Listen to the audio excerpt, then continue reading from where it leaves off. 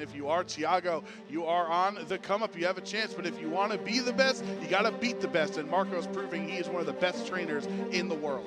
Experience in the matchup, but when you're looking at the past, Marco Silva has been on these grand stages before and has claimed one of those titles for himself already. Back in Oceania International Championships in 2020, he has been chasing another top performance though, falling just a little bit short in top A at NAIC.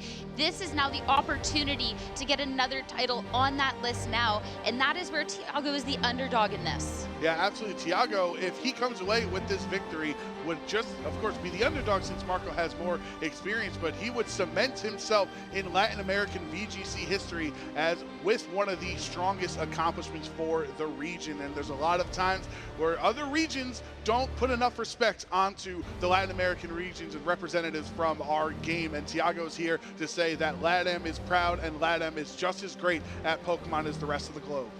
And that they have picks that can be making it all the way to the finals. Because Tiago, with this team, that seems so crazy, so quirky on paper, and it's gone through this entire field. So being able to see if it can do that just one more time is going to be key. LAIC, it is back and it's on a tear.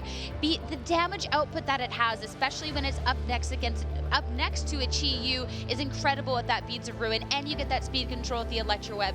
Really been an amazing pick. Chi-Yu essentially negates the transistor nerf that LAIC received going into Scarlet and Violet by lowering the special defense of everyone else on the field. And Marco's gonna have to be scared of the Chi-Yu Tornadus combination, or excuse me, Chi-Yu and LAIC into his Tornadus, because either you're gonna be weak to it or you Terra into a Steel type and then you're weak to Chi-Yu. But it's time to get started with match number one here, the Grand Finals in Brazil, the Latin American International Championships. Who's going to be taking game one here and start making their way into history? The crowd, they're already going nuts. LAIC already making an appearance on the field.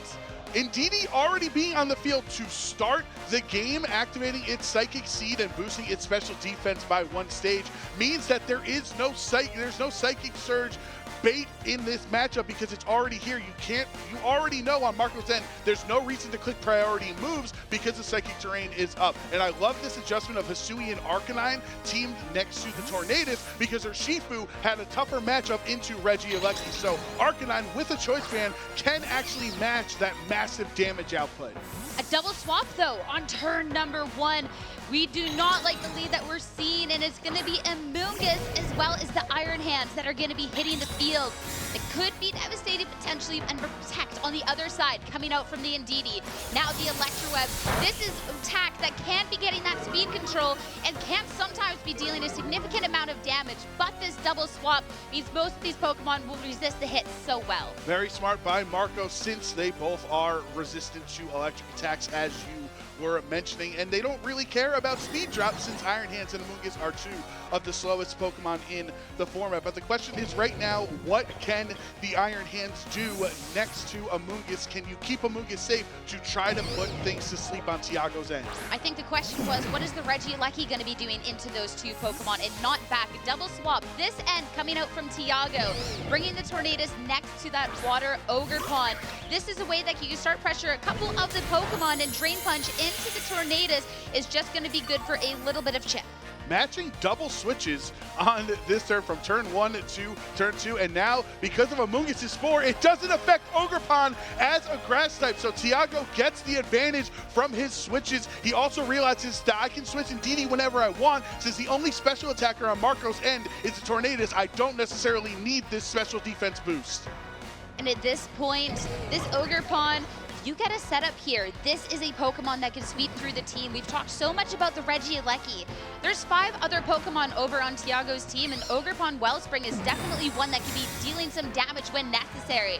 Tornadus, that's the protect to be kicking things off, as Swords Dance will be a +2 attack going on forward. You don't see your opponent get excited that you click Swords Dance, but Marco is really popping off, bringing Ogerpon down under half. Being able to start dealing some damage into that Pokemon, not once, but twice, is pivotal. But the Ogerpon hanging on through the Pollen Puff, not enough to be dealing the KO into it, since Amoonguss not known for its offensive capabilities. You got that boost now, but you're so low on health. How are you going to utilize this? And now that Ogerpon has been brought such low into the red, it is not a very safe terrestrialization target. You know it does not have a lot of HP remaining for this match. Any other Pollen Puff or any type of attack from Iron Hands would be able to KO it, and you have so much HP remaining on the Iron Hands and Amoonguss on this turn that even Marco isn't necessarily fully threatened by this +2 attack Ogerpon. Switching Iron Hands out, Tornadus coming back onto the field, and Ivy Casual targeted into that slot. Not going to be taken down though, right to the lead, but the double connect on the Bleak Wind Storm will get the job done. Tornadus going down on the swap in. Amoonguss brought down real low. Marco had to sacrifice his own Tornadus in this matchup, and that is gigantic for Tiago because now he will always have the speed advantage. Pollen Puff will be able to finish off Ogerpon, but this does allow Tiago to bring Regieleki back onto the field, having it next to Tornadus. There's no amount of combination of speed that Marco can have on his end that would match a Prankster Tornadus and the fastest Pokemon that the game has ever seen in Regieleki. It'll be how you weather through the turns and the speed and just the power that these Pokemon can have going on. But if you can be mustering a way through, you can still be dealing some damage in return. As Arcanine joining onto the field to match the Regieleki coming out from Tiago. Tiago needs both of his Pokemon to stay on the field here until Psychic Terrain expires, so Indeedee can swap back later and reset it up. Since Arcanine is so strong with that Choice Band, it can't lock into Extreme Speed right now because that would be negated. You can Extreme Speed the Tornadus if you want to, but that is such a risky play to make in Game 1 of an International Championship. Amoonguss so low on health, it managed to get some with the Citrus Berry, and it'll be able to get even more thanks to Regenerator, swapping out and bringing Iron Hands in, potentially for when that ends. But now this is going to be the terrestrialization of the battle, a Dark type coming out from the Tornadus. Yeah, that's going to change its typing around, meaning that it can actually be in the terrain that would have stopped an Extreme Speed if it went for it. Also, if the Rock Slide coming out, less damage into that Pokemon, so it won't be a super effective hit anymore. No flinch. It can fire off a move in return with no flinch. Not enough, though. That is massive that the Tornadus did not get flinched there, because that's some pretty solid damage. You know, as long as Bleak Wind Storm connects, which is always an iffy scenario, it would be enough to knock out Arcanine. And if you want to preserve Arcanine for when the Psychic Terrain is gone, you can try to go for the Extreme Speed. Switching Amoonguss back in, it's going to eat a Bleak Wind Storm, which is a super effective attack, so Tiago doesn't really have too much thinking to do in this turn besides clicking buttons with his really fast Pokemon, which is the strategy, honestly, that has led him to the finals right now. The Iron Hands on the other end of the field, though, the Assault Vest, we already saw that it didn't necessarily take the most damage going on in the last turn, and it can definitely start dealing some in return. Electro Web, that'll be enough to pick up the KO onto the Arcanine, and the speed drops on the Iron Hands aren't going to be too significant. It's already such a naturally slow Pokemon. Bleak Wind Storm now, single target, but that is a single miss. No damage done, and now into the Dark type. The Drain Punch will be a super effective hit, getting some of that HP back. Tornadus was no longer weak to Wild Charge, but as a Dark type does become weak to Drain Punch, so smart of Marco to recognize I can recover some HP. Since Arcanine will be knocked out on this turn, I know that just my Iron Hands is essentially my only damage dealer remaining. Unfortunately for this fighting type Iron Hands and poison type Amoonguss, Indeedee does come back onto the field as a Psychic type that might be able to do a lot of damage. Well, at this point, it would only be Psychic to start dealing stuff into it. And Indeedee, that's not the Pokemon you want to necessarily be relying on, but the Regieleki isn't doing too much into either of these at this point. We'll have to be down to whether Indeedee with a boost can be doing enough and not being KO'd too fast by the two Pokemon over on the other end, or even put to sleep. And if Amoonguss redirects these attacks that would be going towards Iron Hands, that leaves Iron Hands free to try to knock out Regieleki. Regieleki, though, going to protect it, double protect coming out here on this turn. A chance, an opportunity to scout out the game plan. As Spore coming on by, Amoonguss faster than the Iron Hands at this point in the battle, considering all those speed drops. end the hit, just trying to do enough into this Regieleki. Now that Tiago has that information, has the game plan, how is he going to navigate this next turn? Well, Amoonguss and Ndidi are kind of mirroring each other in utility. They both have access to redirection, but neither of them click it. Thunderbolt, that could have been so much damage to anything else, but the Amoonguss doesn't care, but that's just enough to make sure the Psychic picks up this KO. Now it's just down to one final Pokemon for Marcos, and a Drain Punch will KO the Regieleki. We have a 1v1 standoff. With two Pokemon left here, Iron Hands and Ndidi female, they're kind of evening out since Ndidi has a Psychic boost because of Psychic Terrain, boosting its damage. However, this Iron Hands has Assault Vest to help its special defense stat, and that does not expire after 5 turns. We have saved Terrestrialization in the battle up until this point, though, and this is going to be taking away a weakness to the Ndidi, trying to make sure there's a little bit more longevity onto this Iron Hands with this Terrestrialization into the Water type and the Assault Vest. Now to see just how much Psychic is going to do into it. Such pitiful damage at this point, and the Drain Punch significantly more, considering the HP that you're going to be recovering with this turn over turn. This might be one that's in Marco's favor. Look at how many turns this game has been compared to the rest of Tiago's matches this weekend. He is definitely in Marco's wheelhouse right now. As a Water type, no longer weak to Psychic, and Drain Punch can eventually whittle Ndidi down.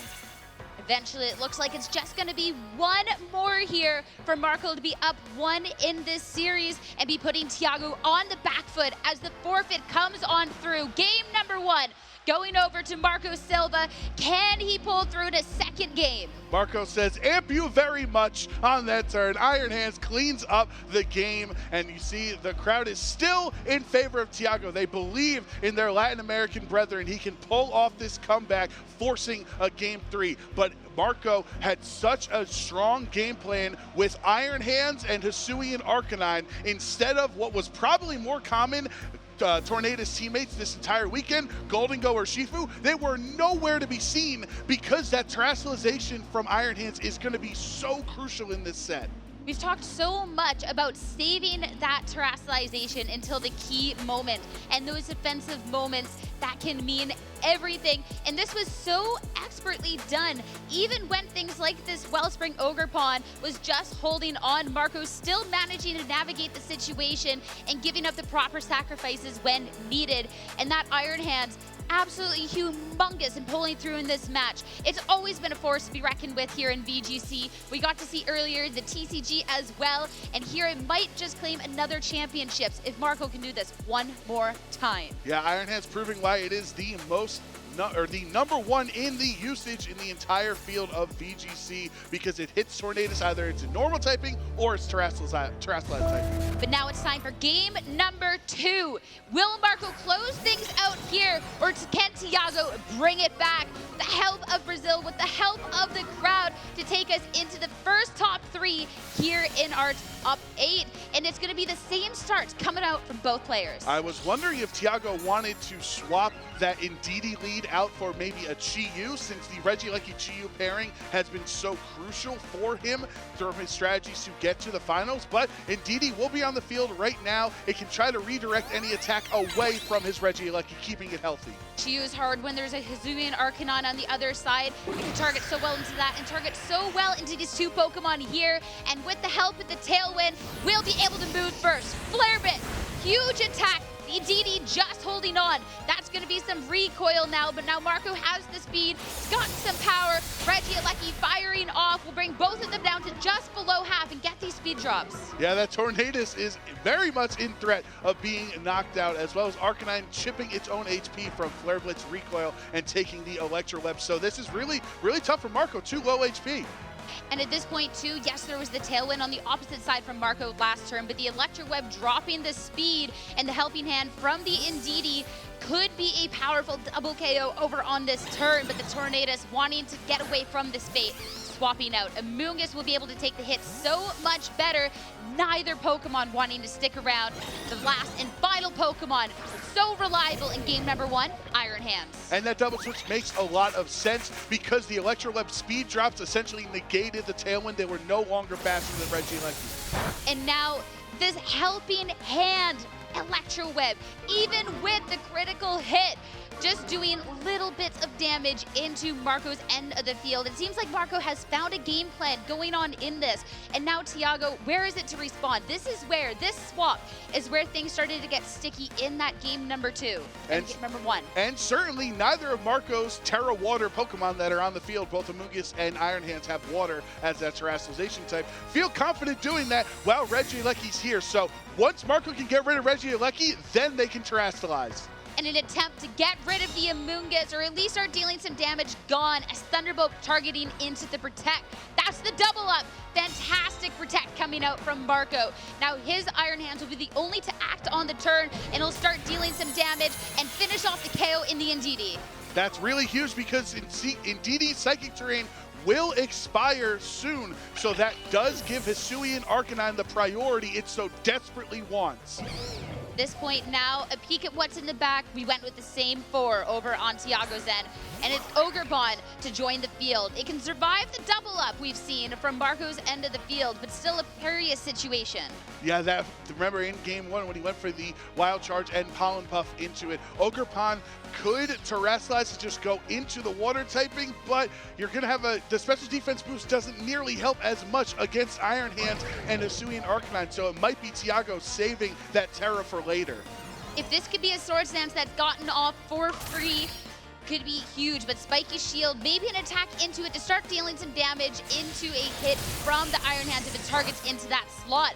Look how little this Regieleki, though, is doing into the Amoonguss.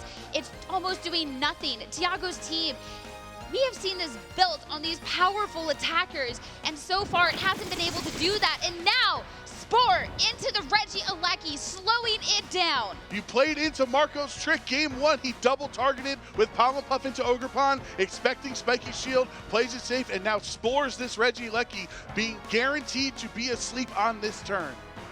And that is going to be huge because this is the mandatory turn. Regieleki cannot do anything. And Marco in the driver's seat for now, but an opportunity to try and find a way back in. Ogerpon with this Swords Dance is going to have to take these hits first, though. Wild Charge from the Iron Hands, bringing it down way low. And the Pollen Puff, the follow-up, survived it last time. It'll be able to do it again this time. There was a word you could have Pollen Puffed your own Iron Hands to bring it back to full HP, but Marco decided, no, let's get rid of Ogerpon. It's down into the red. There's really going to be tough job for it to come back. And then when you know that Tiago has only 2 Pokemon remaining, if his Regieleki does not wake up in a very, very soon time, this could be disastrous. Iron Hands doesn't need the health. You need to get that Ogerpon out of there. If you allow it to start setting up for free, it is going to be a Pokemon that can start dealing that pressure that the Regieleki has really lacked to do so far in this match. And now, a swap coming out. Iron Hands is leaving. Now what is coming in? It is going to be the Tornadus. Yeah, that Tornadus is already low, so it's okay if Marco has it knocked out in this spot. It means Tiago's actually not going to get too much health recovery either from his attack. With this terrestrialization, you're no longer a grass type either, so you cannot stop the redirection of Rage Powder or being put to sleep from Spore. That's whether Marco read into that. This turn around, though, is now Regieleki. First turn, wake up, Thunderbolt, already so low. The Tornadus, that is going to go down. Finally, something coming out from this Regieleki. Let's see what this follow-up, how much this can do. Even at that +2, so insignificant into that Amoonguss. And I don't even think it would be enough to help against this Pollen Puff, especially it really just heals Amoonguss since it's going to activate its Citrus Berry there. So the question is, does he Pollen Puff into the Ogerpon? He does, but still. The special defense boost. The special defense boost, that little bit of health you got with that Horn Leech. Pollen Puff, so just underwhelming, cannot pick up the KO. You do get, though, an opportunity to have a fake out on this turn. The Indeedee has been dealt with. You cannot stop this coming out or any priority from Marco from here on out. Yes, the Iron Hands has fake out, but both of Tiago's Pokemon have access to either the Spiky Shield or Protect, so they can try to stay safe from the fake out on this turn. If Ogerpon, who starts this battle essentially in the red after its Swords Dance boost, can come back, get a +2 Horn Leech off onto the Iron Hands, that would be a lot of health recovered. But as long as Amoonguss is here, it's going to be a problem. The Ogerpon not taking any risks, but at this point, got to try something, and not targeting into that Regieleki, not protecting it. The Iron Hands will hit into the spiky shield. We're just looking to try and get any impact that we can with this Regieleki. Start chipping away more and more to this Amoonguss. A little bit more damage. This is finally, though, that side Holland buff. The Iron Hands, that was so difficult to deal with in game one. It'll be even more difficult now. Iron Hands back up to full HP. Regieleki had the Thunderbolt paralysis chance on Amoonguss that could have been helpful for Tiago, but of course not a very likely scenario. So Regieleki at least does get to stay awake this turn, because the other option is Marco could have tried to put it back to sleep with a Spore, but can a combination Thunderbolt and Horn Leech even be enough to knock out the Amoonguss as it resists both of those attacks? And you're going to need to deal with the Amoonguss before you can break through the Iron Hands. It's tough. Both of these Pokemon, there's so much to deal with. Yeah, absolutely. This is for Tiago. His tournament hopes are on the line right now. Rage Powder will redirect these attacks away. So if you don't knock out this Amoonguss right now, Iron Hands can knock out Ogerpon. The Thunderbolt, though, even if that's not enough by itself, the Force double up will be as like Ivy Cudgel, and that little sliver of health the Amoonguss had will finally take it down. Marco, 2 Pokemon left. It's just whether Tiago can get through them, as he's going to be brought to a similar Pokemon count. If Tiago could have crit Amoonguss, then the +2 Ivy Cudgel goes towards Iron Hands instead of a low health Amoonguss. So really, a really tough turn for Tiago, knowing that he was so close. If he had a little more favorable of a roll, that would have been such a strong Ivy Cudgel into this now full HP Iron Hands, who is perfectly fine hitting a Wild Charge towards your Tornadus, and Arcanine is free right now to go for a Extreme Speed or a Rock Slide, whatever it wants, since Indeedee is no longer here to stop priority. Whatever the Arcanine locks into, it'll have to make the impact, as yes, you're going to be locked into it. You also don't look like you're long left for this world, and with these 2v2 stare down, this is going to be the final opportunity for Tiago to find an answer to try and take us into a Game 3 here in the Grand Finals. Can these 2 Pokemon have enough to get it done? This is so intense because Regieleki and Tornadus can hardly damage Iron Hands. The Thunderbolt into the Arcanine, that was so much damage with the priority Extreme Speed, but now 1 Pokemon left for Marco. Bleak Wind Storm, just a little bit of chip, and Iron Hands, yes, maybe it might be there by itself, but now evening up the Pokemon count, 1v1. That Assault Vest could be an IC winning held item for Marco's Iron Hands right now, boosting up its special defense stat. Yes, Bleak Wind Storm is now single target, so it'll do more damage, but it always has a chance to miss. Always a chance to miss, maybe have to fish for a crit or 2, and at this point now, just dealing a little bit of damage in return. It's going to be a slow one, but being able to get that Drain Punch, you can start chipping this down and not take a heavy Wild Charge recoil. Exactly, you don't want a Wild Charge while Tornadus is at full HP, because you're going to take even more recoil damage from it. So a couple of Drain Punches until you can secure the win and secure your championship. The longer it goes on, the longer it could go disastrous. The Volt Switch will be dealing a little bit more damage and slowly chipping this Tornadus away more and more. Another Bleak Wind Storm, number 3 to try and deal to Iron Hands. And look at this. It looks like both of the trainers know. Wild Charge goes off, takes the final KO. Marco Humetha Caladora Silva is your 2024 Latin America International Champion. He's traveled to come to compete against the best, and he'll leave having etched his name amongst the great as an international champion for not just the first, but the second time in his VGC journey. So nice, he's done it twice, joining Ashton Cox as the only trainers in the Masters division to have 2 international championships, and congratulations to him. Great job by the crowd, being great and celebratory. Even though Tiago comes out in second, they have great sportsmanship for Marco, our champion.